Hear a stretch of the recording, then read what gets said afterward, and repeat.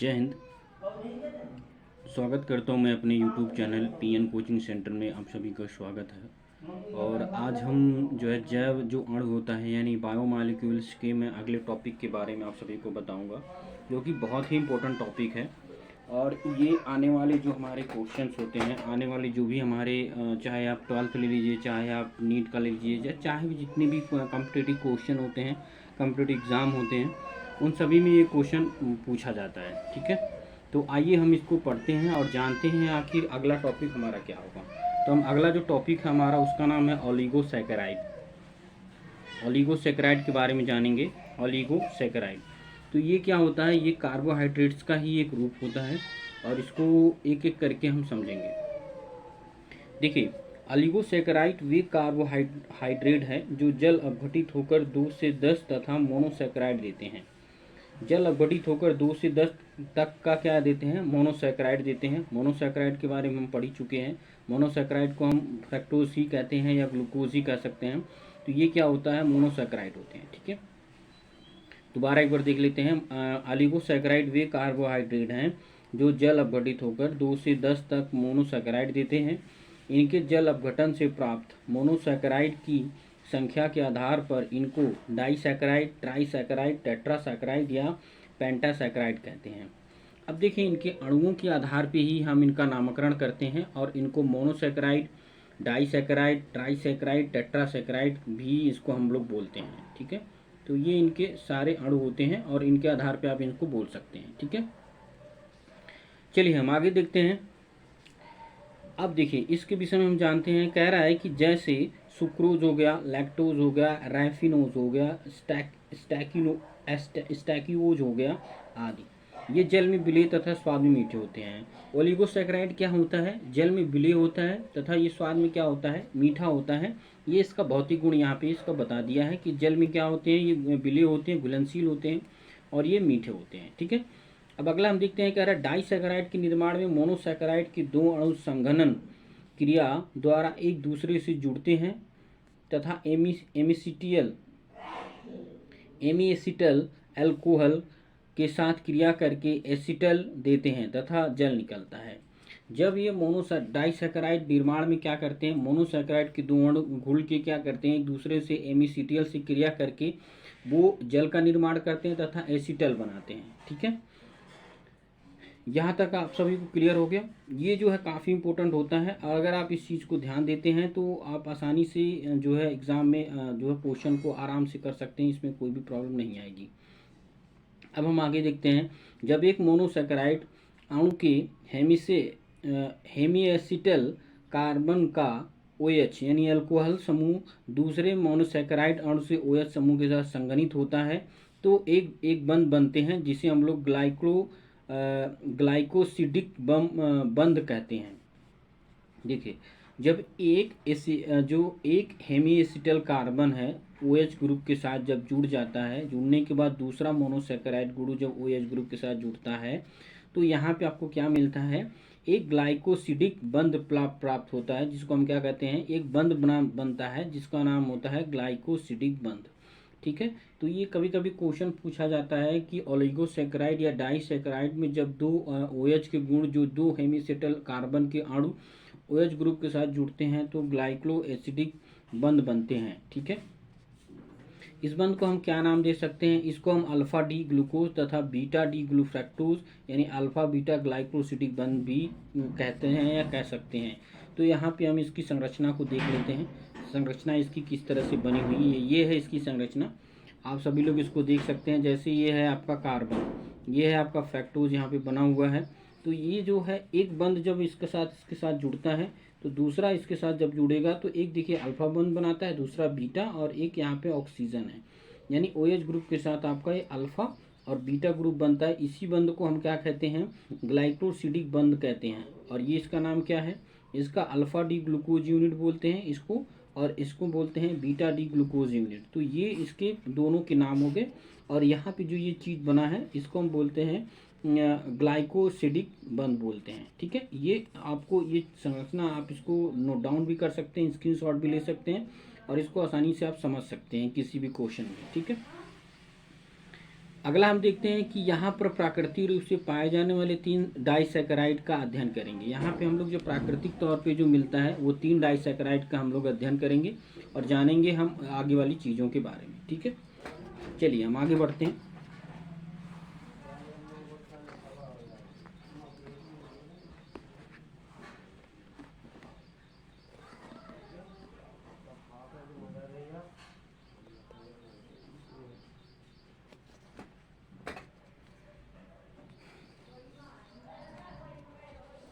चलिए देखते हैं हम लोग। कह रहा है सुक्रोज या इच्छ शर्करा या गन्ने की शर्करा यानी C12H22O11 यानी शुगर्स का हम लोग निर्माण करते हैं कि जो सुक्रोज होता है वो किस तरह से बनता है। ठीक है, तो देखिए सुक्रोज हमारे भोजन में प्रचुर मात्रा में पाया जाता है। सुक्रोज क्या है, हमारे भोजन में बहुत अधिक मात्रा में प्रचुर मात्रा में पाया जाता है। सुक्रोज को प्रमुख रूप से गन्ने तथा चुकंदर से प्राप्त करते हैं। इसको सुक्रोज को हम क्या करते हैं, गन्ने तथा चुकंदर से हम इसको प्राप्त करते हैं। इसके अतिरिक्त यह फल तथा सब्जियों में भी पाई जाती है। यह एक डाइसैकेराइड है जो जल अपघटन पर ग्लूकोज तथा फ्रक्टोज का एक अणु देता है। ये क्या है, एक डाइसैकेराइड है जो ग्लूकोज तथा फ्रक्टोज का एक अणु क्या करता है, देता है। ठीक है, ये सुक्रोज तथा शर्करा जो होता है उसका एक तरह से स्ट्रक्चर बता रखा है कि ये गन्ने में पाया जाता है और इसको प्राप्त कर सकते हैं किससे, गन्ने और चुकंदर में इसको हम लोग क्या कर सकते हैं, प्राप्त कर सकते हैं। और ये फल तथा सब्जियों में भी पाया जाता है। इसके 2 अणु क्या मिलते हैं, डाइसैकेराइड मिलते हैं। ये जल में अपघटन करके ग्लूकोज तथा फ्रक्टोज के अणु देते हैं। ठीक है, अब देखिए ये जो सुक्रोज है, सुक्रोज को आप C12H22O11 जब आप इसको पानी से क्रिया कराएंगे तो आपका 2 भाग एक फ्रक्टोज बनेगा और एक ग्लूकोज बनेगा। फार्मूला भले सेम है लेकिन इसकी संरचना अलग अलग होती है। तो इसका नाम है ग्लूकोज और इसका नाम है फ्रक्टोज। मतलब जब सुक्रोज को आप पानी में मिला देते हैं तो एक ग्लूकोज बनेगा, एक फ्रक्टोज बनेगा। C6H12O6 प्लस C6H12O6 आपका ये बन के तैयार हो जाएगा। ठीक है, अब इसके बनाने की विधियों के बारे में हम लोग चर्चा कर लेते हैं। बनाने की विधियाँ क्या क्या हैं। देखिए औद्योगिक निर्माण के बारे में जानेंगे। औद्योगिक मतलब बिजनेस वाले जो निर्माण होते हैं उसके विषय में हम लोग चर्चा करते हैं तथा अब हम देखते हैं कि औद्योगिक निर्माण में हम क्या कैसे बनाते हैं इसको। गन्ना तथा चुकंदर सुक्रोज के प्रमुख स्रोत हैं। भारत में सुक्रोज का उत्पादन गन्ने से किया जाता है जिसमें 12 से 13% तक सुक्रोज होती है। गन्ने के रस के सुक्रोज का निर्माण निम्न पदों में करते हैं।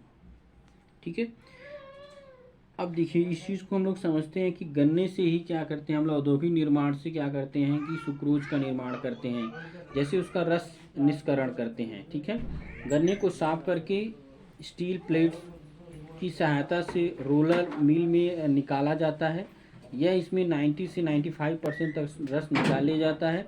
इसके बार बार रोल मिल में प्रवाहित करके तथा जल की सहायता से इसे 90 से 99% रस प्राप्त कर लेते हैं।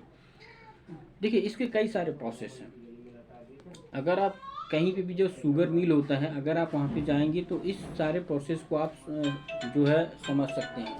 ठीक है, और आसानी से इन चीज़ों को आप देख सकते हैं।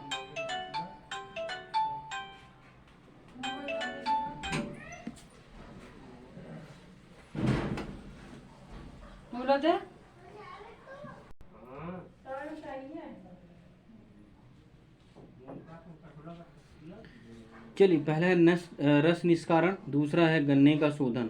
रस का आप शोधन कर लेते हैं यानी प्यूरिफिकेशन, आप जूस के बारे में जान लेते हैं।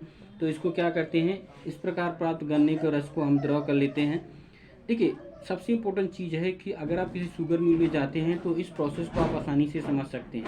ठीक है, उसके बाद रस का शोधन हम 2 विधियों से करते हैं। पहला तो देखिए मोलार्क होता है, दूसरा रस का शुद्धिकरण होता है। इसके बाद होता है कार्बोनीकरण, फिर सल्फोनीकरण। तो कई सारे प्रोसेस के थ्रू जो है शुगर का निर्माण किया जाता है। कार्बोनीकरण सल्फोनीकरण के थ्रू क्या करते हैं हम लोग शुगर का निर्माण करते चले जाते हैं। ठीक है, तो ये इसके कई सारे प्रोसेस हैं, जैसे कार्बोनीकरण हो गया, सल्फोनीकरण हो गया। तो ये इसके प्रोसेस है। फिर आपके आगे और भी कई सारे प्रोसेस आते हैं तो उस चीज़ को आप आसानी से समझ सकते हैं। ठीक है, आगे हम लोग और ध्यान देते हैं इस पर। चलिए अब हम देखते हैं इसके भौतिक गुण के बारे में समझ लेते हैं। जो ओलिगोसैकेराइड यानी जो आपका जो सुक्रोज है उसके हम भौतिक गुण के बारे में समझ लेते हैं कि भौतिक गुण क्या है। इसका अगर आप बात करेंगे बनाने की विधियों के बारे में, तो बनाने की विधियों में जैसे मैंने आपको बताया कि जो शुगर मिल में प्रक्रिया होती है, सेम वही प्रक्रिया यहाँ पे समझाई गई है हर एक टॉपिक के बारे में। तो जैसे आपका चीनी तो बन गया, आपका जो है सुक्रोज बन गया, बट हम इसके भौतिक गुण के बारे में चर्चा कर लेते हैं। भौतिक गुण क्या कहता है, ठीक है। यह रंगहीन, गंधहीन तथा क्रिस्टली ठोस है। इसका गलनांक 185 डिग्री सेंटीग्रेड होता है, ठीक है। ये क्या होता है, रंगहीन, गंधहीन तथा क्रिस्टली ठोस है। लेकिन इसमें स्वाद होता है, स्वाद इसका क्या होता है, मीठा होता है, ठीक है।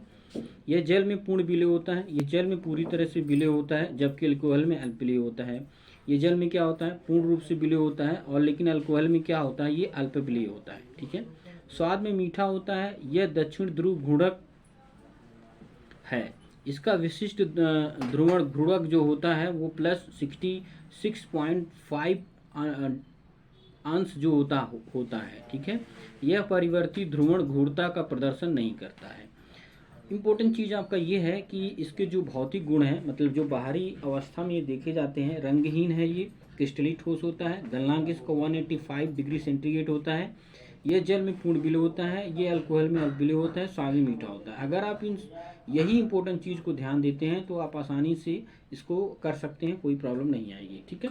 तो ये इसके हो गए भौतिक गुण। अब हम इसको जान लेते हैं रासायनिक गुणों के बारे में। रासायनिक गुण क्या कहता है इसका, देखिए रासायनिक गुण यानी केमिकल प्रॉपर्टीज क्या होता है। तो पहला है उष्मा का प्रभाव। अगर आप इस पे देखेंगे उष्मा का क्या प्रभाव पड़ता है, इसके विषय में हम लोग देख लेते हैं।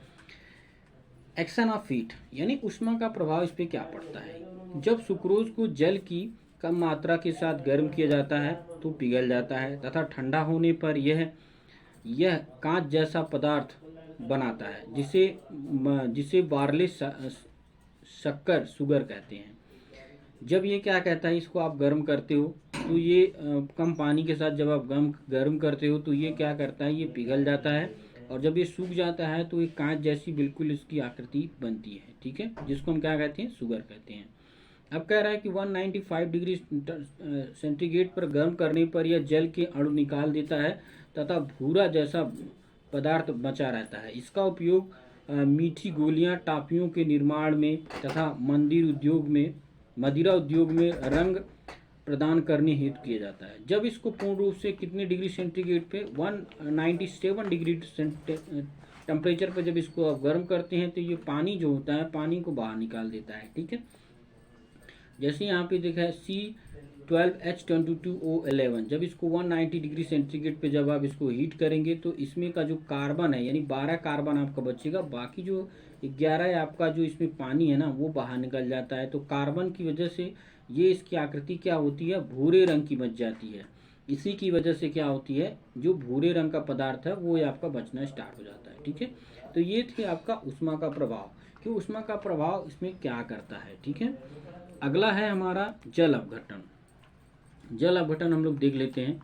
देखिए जल अपघटन होता है यानी हाइड्रोलिसिस जब आप इसका कराते हैं तो तन खनिज अम्लों के साथ या इवेंटेंट एंजाइम की उपस्थिति में यह जल अपघटन पर ग्लूकोज तथा फ्रक्टोज का निर्माण देता है। इसमें शुद्ध होता है सुक्रोज का एक अणु ग्लूकोज तथा अणु फ्रक्टोज परस्पर जुड़े रहते हैं। जल अपघटन करने से यह तन खनिज एंजाइम का निर्माण करता है। अगर आप इसमें हाइड्रोलिसिस कराते हैं तो तन खनिज अम्लों के साथ एंजाइम का निर्माण करता है, ठीक है। तो ये इसके जल अपघटन का एक क्या है, एक एग्जाम्पल है, ठीक है। इसको आप समझ सकते हैं आसानी से। तो यहाँ पे हम इसके रिएक्शन को भी समझेंगे, इसका रिएक्शन क्या कहता है।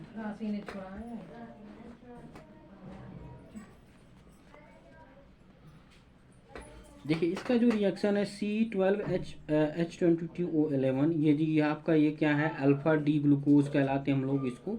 और जब आप इसको इवेंट एग्जाइम के साथ क्रिया कराते हैं, H2O या हाफ एचायन के साथ क्रिया कराते हैं, तो इस तरह का आपका एक गुणवक का निर्माण कराता है। जैसे मैंने आपको पिछले रिएक्शन में इसको पढ़ाया था, आपको बताया है ये सारी चीज़ें, और ये गुणवक का एक तरह से निर्माण करता है, ठीक है। तीसरा नंबर हम पढ़ेंगे ऑक्सीकरण। यह ऑक्सीकरण क्या होता है इसके विषय में जानेंगे। तो देखिए ऑक्सीकरण यानी ऑक्सीडेशन। सुक्रोज को गर्म करने पर यह ऑक्सैलिक अम्ल में ऑक्सीकृत हो जाता है, ऑक्सैलिक अम्ल ये बनाता है। तो ऑक्सैलिक अम्ल क्या होता है, C12O22 और C12H22O11। और जब आप इसको मतलब ऑक्सीजन के साथ जब क्रिया कराते हैं तो ऑक्सैलिक अम्ल बनाता है COOH, उसके बाद COOH यानी ऑक्सैलिक अम्ल का निर्माण कराता है, प्लस 5H2O यानी जल का निर्माण करता है। तो ये इसकी प्रक्रिया होती है, प्रक्रिया यहाँ से इसकी संपन्न होती है। ठीक है। निर्जलीकरण मैंने आपको बता दिया कि निर्जलीकरण कैसे होता है। जब आप इसको ज़्यादा टेम्परेचर के साथ क्रिया कर देते हैं, या जब आप H2SO4 के साथ क्रिया करते हैं, तो इसमें सिर्फ क्या बनता है, शर्करा या चारकोल ही बाहर निकलता, पानी इसमें से बाहर निकल जाता है, और आप यहाँ पे पाएंगे कि सिर्फ आपका 12 कार्बन आपका बचेगा। ठीक है। किण्वन विधि समझ लेते हैं। किण्वन विधि क्या होती है। किण्वन काफ़ी इंपॉर्टेंट है, यानी फर्मेंटेशन के बारे में जान लेते हैं। किण्वन, इसमें इसके जलीय अपघटन, इसके जलीय विलयन में खमीर ईस्ट मिलाकर रखने पर इसमें किण्वन के अंत में अल्कोहल बनता है तथा H2O गैस निकलती है। जब आप सुक्रोज में आप पानी मिला देते हैं, फिर इवेंटिस मिलाते हैं, तो ग्लूकोज और फ्रक्टोज बनता है, और इसी ग्लूकोज में जब जाइमेज मिला देते हैं तो आपका एथिल अल्कोहल बनाता है। जैसे अब शराब बनाने की जो प्रक्रिया होती है उसको हम किण्वन विधि बोलते हैं। तो